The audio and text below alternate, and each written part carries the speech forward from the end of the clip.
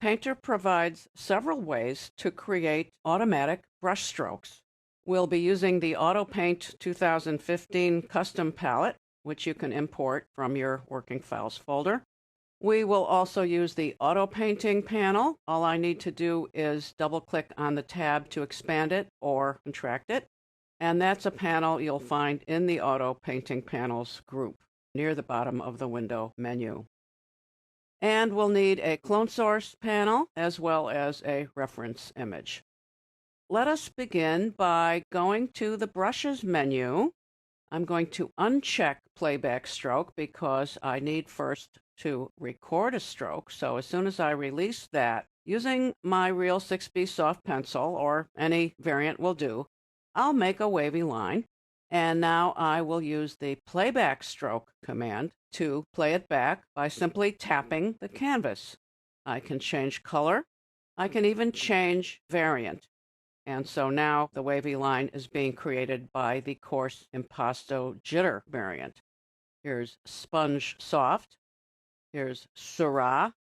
Here is Square Hard Pastel. So you can see that that same stroke can be recreated automatically in a variety of styles. If I want to be able to paint normally again, I will have to go to Playback Stroke and uncheck it. So now I am able to paint as I normally would. And I'll just eliminate all those strokes using the Select All command and delete or backspace. Now I would like to create a stroke and save it. So let's try again by creating a stroke like this, for example. And now if I go to save that stroke, I'll call it M. I'll click OK. Yes, I would like to replace the M I saved before. And so now I can play back that stroke, but I'll also find it in my strokes list. There it is, M. Here is where you can also find several strokes that have been provided for you by Painter. Let's try Splat and see what that looks like. I'll need the Playback Stroke command for that. There's Splat. Using Real 6B soft pencil, what does Splat look like with dry ink in blue? Okay, not bad. How about Syrah? And yet another kind of splat. Let's try another one of those strokes in the list.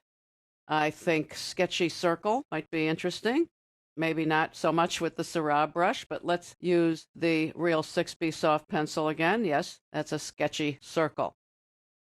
So you have a list of strokes at your disposal, and of course you can always record and save your own strokes and add them to the list.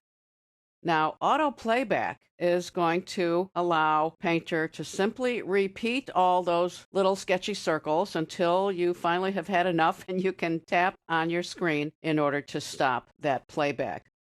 Let's make another color change and switch to another variant and also choose a different stroke from the list. I'm thinking Hatch might work nicely. So now I will again go to auto playback, and there are my hatch strokes just appearing over and over again while I just sit back and watch. I will tap the canvas to make that stop. When you use this particular set of controls, your playback is going to give you the same exact stroke in the same position, same size, and so on. Of course, you can change color, and of course, you can change variant, but there are ways that you can change the size and the angle of the strokes as well. And I will show you that using the Auto Painting panel. So let's double-click on that to open it up. I will eliminate previous strokes on the canvas. And now I see that I have some sliders available. Let's stick with the default variables, and if I now choose a stroke, and notice that I have the same list of strokes that I had in the Brushes menu. Let's choose M, the one I just created, and now if I press the play key, I will be getting all of those M's in a variety of directions and sizes. Unfortunately, with all one color, we are quickly going to fill the canvas. So I'm going to stop using that stop key and undo that. And now I think I'll switch from a single color to clone color. And with lotus petals as my pattern, now what happens when I click on the play key? I am seeing a variety of M's applied with the dry ink and also filling in with the pattern as the clone source. And I'll stop that again, clear the canvas.